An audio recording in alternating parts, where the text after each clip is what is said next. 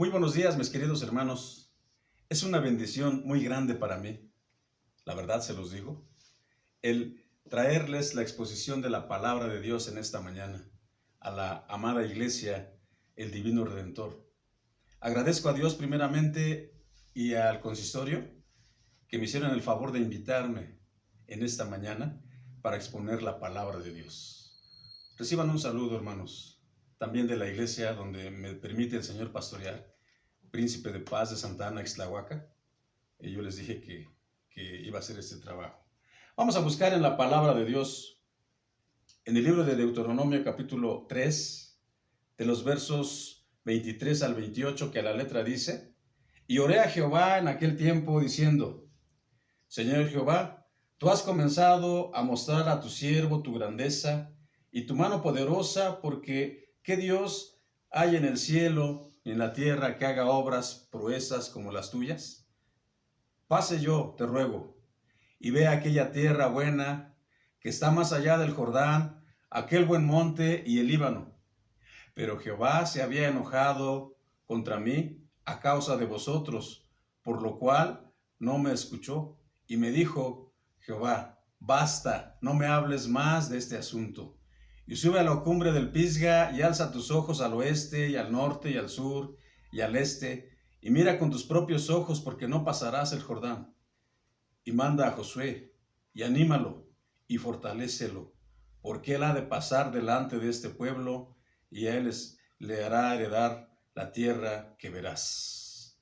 Amantísimo Dios, en el nombre de Jesucristo, en esta mañana te damos gracias y te bendecimos por tu amor y por tu misericordia. En esta hora, Señor, quiero suplicarte porque nos bendigas en la exposición de tu palabra, que no vuelva a ti vacía, Señor, que dé su fruto para la gloria de tu santo nombre, al 100 por 1 para la gloria de tu santo nombre. Bendice a la iglesia, bendícela, Señor, y a todos los oyentes que están en este momento. Te lo ruego en el nombre de Jesucristo, nuestro Salvador. Amén. Dios está en su trono, y todos nosotros sabemos que Él es soberano, que Él reina y gobierna sobre todas las cosas.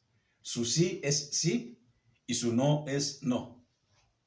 Podemos decir que cuando Él cierra, ninguno abre. Así dice el libro de Apocalipsis en el capítulo 3, versos 7 y 8. ¿Quién será capaz de interrogar a Dios diciéndole: ¿qué haces? El rey Nabucodonosor confesó esta verdad reconociendo la grandeza de nuestro Dios.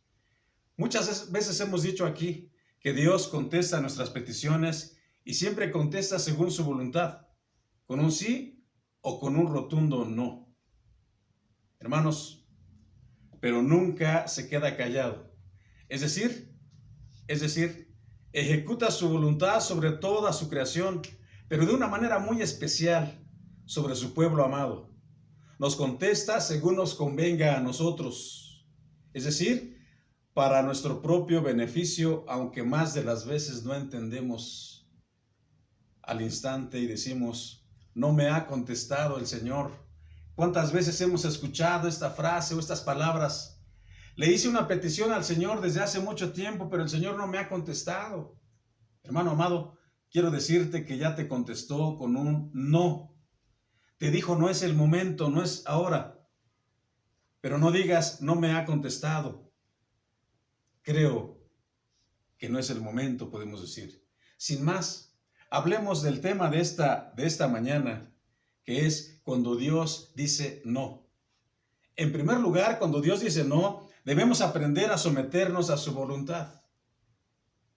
Verso 23 dice: y oré a Jehová en aquel tiempo diciendo: Señor Jehová, tú has comenzado a mostrar a tu siervo tu grandeza y tu mano poderosa, porque ¿qué Dios hay en el cielo y en la tierra que haga obras y proezas como las tuyas, como las que tú haces? Pase yo, te ruego. Esa era la petición de Moisés. Y vea yo aquella tierra buena que está más allá del Jordán, aquel buen monte y el Líbano. ¿Qué pidió Moisés? Iba a entregar el mando a su sucesor, a Josué, y no intentaba recuperarlo. No estaba celoso por el mando, por el liderazgo. pero tampoco buscó honores ni reclamó privilegios. Solo quería ir y ver la tierra de Canaán, la tierra prometida, la tierra que fluye leche y miel, la tierra que el Señor prometió a Abraham hacía muchos años.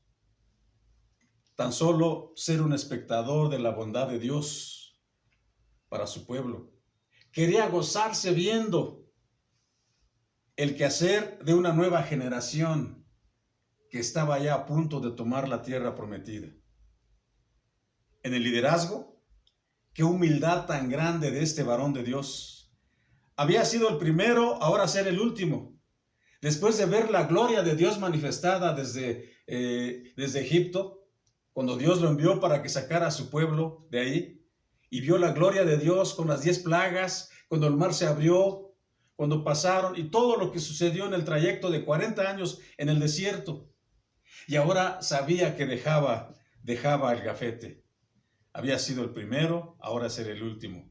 Después de ver la gloria de Dios, ahora se hacía a un lado. Ahora venía otro líder llamado Josué, un joven llamado Josué.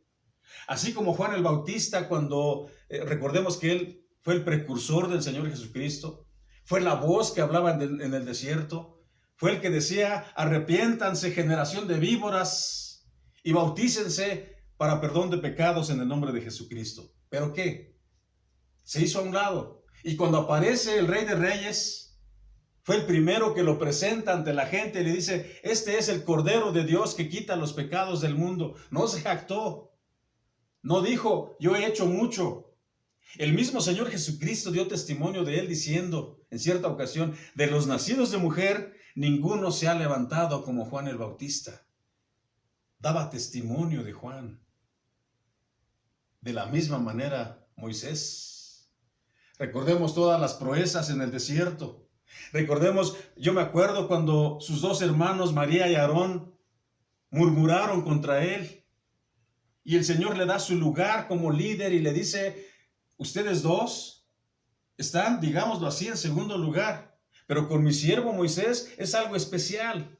Y ahora se estaba haciendo a un lado. Ahora estaba dejando a otra generación que venía.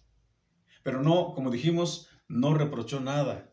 El deseo natural y muy ferviente de Moisés de que le fuera permitido cruzar el Jordán. Y en el verso 25 dice que le hace la petición, pase yo, te ruego, Señor, que yo pase el Jordán y que esté ahí, que mis pies pisen la tierra prometida. Te ruego, por favor, aquel buen monte y aún el Líbano. Dicen los eruditos en la materia bíblica, consideran que ese lugar está considerado como un lugar típico de la hermosura de Palestina, de la cual las colinas y las montañas eran una característica muy prominente. De ahí que Moisés tenía el deseo de conocer y admirar visualmente aquel lugar, pero se le negó. Se le dijo que no. Pero Jehová se había enojado conmigo, dice el verso 26. Muchas veces no reconocemos nuestro proceder con respecto a Dios, es decir, nuestras desobediencias, nuestras infidelidades para con Él. Y provocamos a ira, a enojo a nuestro Dios. Y nos quejamos, reprochándole cuando no reconocemos nuestras faltas delante de nuestro Dios.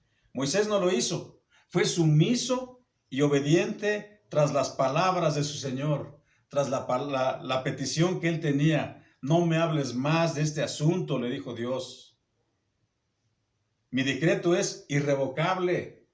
No me vas a convencer, Moisés. Ya te dije que no, basta ya. No me digas más, dice en el verso 26, en el último pensamiento. No me digas más, basta. No me hables más de este asunto, le dice. Cuando Dios dice no, nos lleva también de la mano al segundo lugar, que también nos ordena lo que debemos hacer. Cuando Él nos ordena lo que debemos hacer, le dice en el verso 27 y 28, sube a la cumbre del Pisga y alza tus ojos al oeste y al norte y al sur y al este y mira con tus propios ojos porque no pasarás el Jordán. Y manda a Josué y anímalo y fortalécelo porque Él va a pasar. Él va a repartir la heredad a los hijos de Israel, a las 12 tribus de Israel. Sube a la cumbre y alza tus ojos y mira, porque no pasarás el Jordán. Dios le ratifica el no. Aquí encontramos una mezcla de misericordia y de juicio. El no de Dios, hermanos, no fue absoluto. Prometió concederle en su momento contemplar una vista panorámica de la tierra de Canaán en el verso 27. Sube a la cumbre del Pisga y desde ahí vas a ver la tierra prometida, lo largo y ancho de la tierra que fluye leche y miel que prometió el Señor, a nuestros padres. Le ordenó a Moisés, como parte de su respuesta, que gustara sus últimos días, animando y fortaleciendo a Josué en el verso 28. Qué difícil es esto. Qué difícil es cuando los líderes viejos están por irse. Por ejemplo, cuando Elías se tenía que ir en aquel carro de fuego, tenía que dejar el legado, el gafete, digámoslo así, a Eliseo. El apóstol Pablo a Timoteo, a Tito, a Filemón. Don Bernabé Bautista al consistorio que está ahí, que está aquí en la iglesia. Y a más de uno que instruyó, me cuento entre ellos, para la gloria de Dios. Y ya no está. Es otra generación. Es otra generación la que lleva el gafete. Es otra generación la que va a trabajar y manda a Josué y anímalo y fortalécelo, le dice, porque él es el que va a pasar. No lo manda a llorar ni a cruzarse de brazos, sino a seguir siendo fiel hasta su gran final. Y así fue. Moisés, fiel hasta el final. Y la enseñanza es que los líderes mayores, hermanos, o que han estado al servicio de Dios en algún ministerio, animemos a los que comienzan el liderazgo en el pueblo de Dios, porque se encontrarán con dificultades y obstáculos propios de la obra, así como nos encontramos nosotros cuando éramos jóvenes. ¿Cuándo comenzaste, hermano, en el ministerio? A mí el Señor me llamó a los 21 años. A los 24 años fui ordenado anciano. Y fue difícil aprender. Hoy, pasados ya de los 30, 61 años, he aprendido precisamente esto. Y uno se pone a pensar, vienen las generaciones nuevas. Y el Señor le da la orden a Moisés, anima y fortalece a Josué, porque Él te va a sustituir. Bueno, entonces, mientras estaba ahí, tenía que animar a este varón de Dios. Y aquí, como David, a quien Dios también le negó y le dijo no al privilegio de edificar el templo, pero le concedió reunir los materiales para el mismo. Y al igual que Moisés, David animó a su hijo Salomón para la construcción del templo. Y le insta a servir a Jehová con fidelidad y ánimo pronto, dice. Estrictamente hablando, ninguna plegaria queda sin respuesta, hermanos. Estrictamente hablando, ninguna.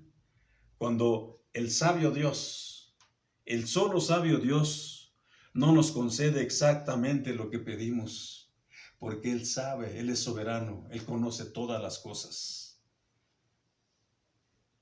Él las conoce y sabe qué te conviene y sabe qué me conviene a mí.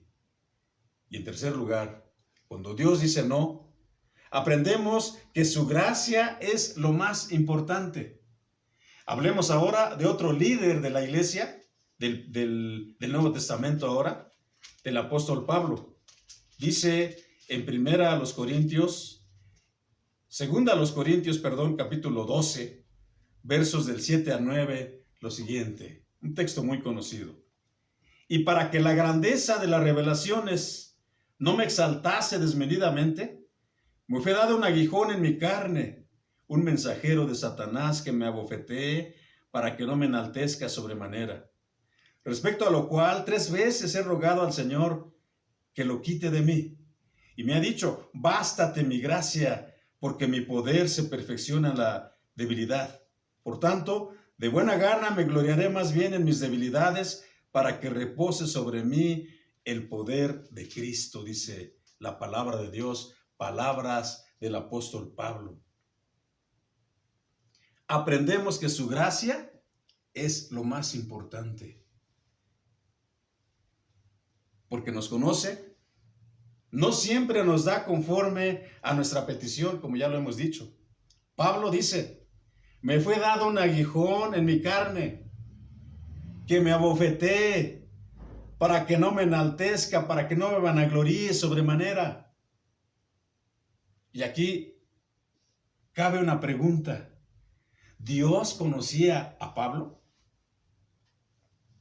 ¿Dios lo conocía? Claro que sí. Así como nos conoce a cada uno de nosotros, hermanos. ¿Qué debilidades tendría Pablo? ¿Qué es lo que hacía que podía caer a Pablo? A lo mejor era orgulloso, porque nosotros estamos convencidos de que era un gran predicador, un predicador elocuente, un hombre que Dios utilizaba, pero también conocía el Señor las debilidades de Pablo, y él mismo lo confiesa y dice, para que no me enaltezca sobremanera. Seguramente él decía, soy un gran predicador, soy mejor que Pedro, soy mejor que los otros apóstoles que anduvieron con el Señor Jesucristo. Tal vez llegó a pensar, y por eso fue que el Señor le dio ese aguijón. ¿Qué era el aguijón? Algunos estudiosos de la Biblia dicen que era una enfermedad incurable, otros dicen que era una enfermedad visual, otros dicen que, que eran una especie como de convulsiones que le venían. Lo cierto es que tenía algo ahí y aprendió a vivir con ese aguijón.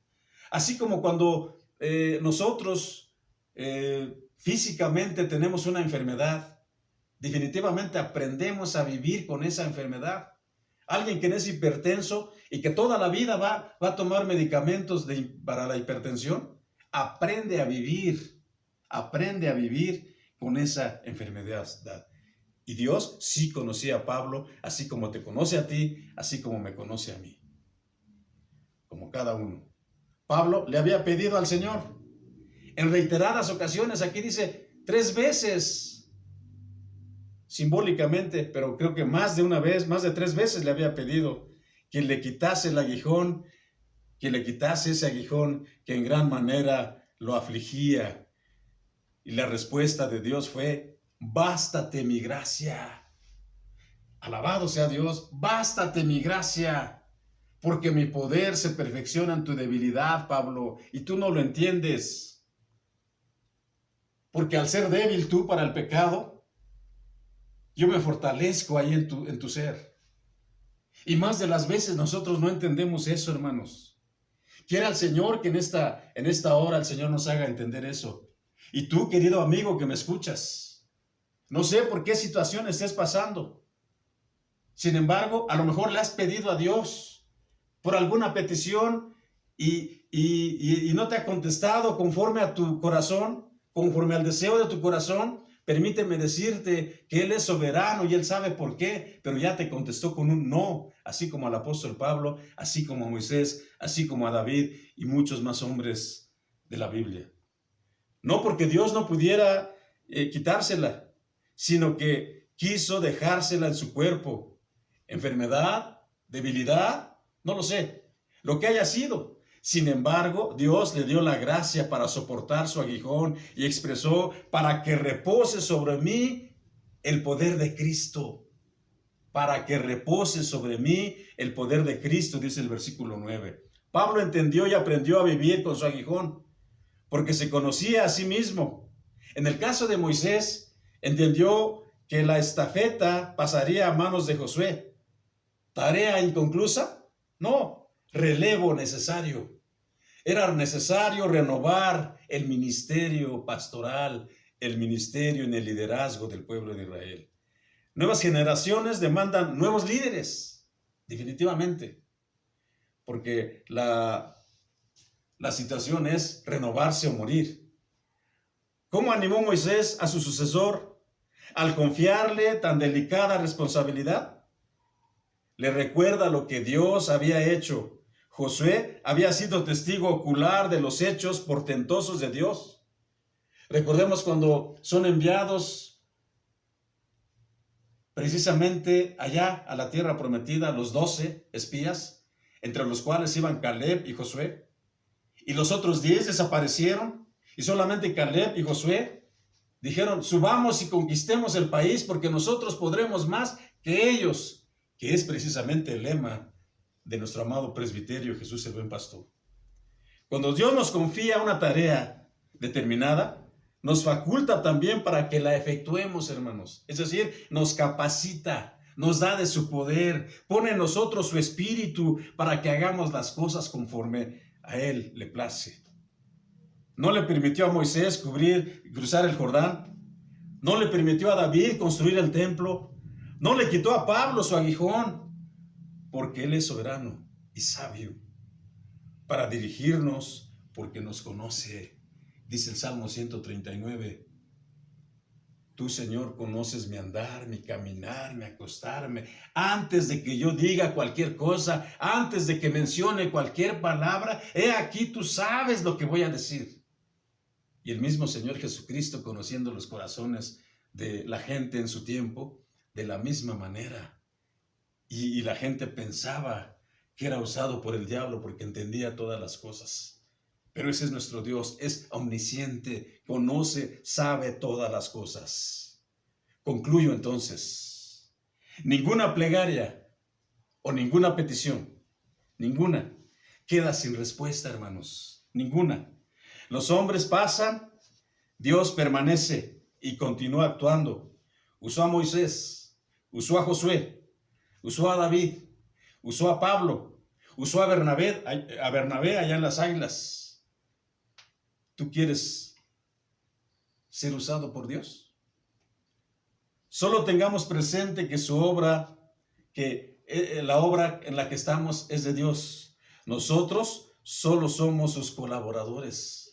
Solamente somos los administradores de la obra portentosa de Dios aquí en la tierra. Y como tales debemos ser hallados fieles, así como lo fue Moisés. Aun cuando en algunas peticiones nos conteste con un rotundo no. Pero Él es soberano. No nos olvidemos de eso. Igual, amigo que nos escuchas, ese es nuestro Dios. Su soberanía sobrepasa todo entendimiento. A Él sea la gloria por todos los siglos y que Dios me los bendiga, hermanos.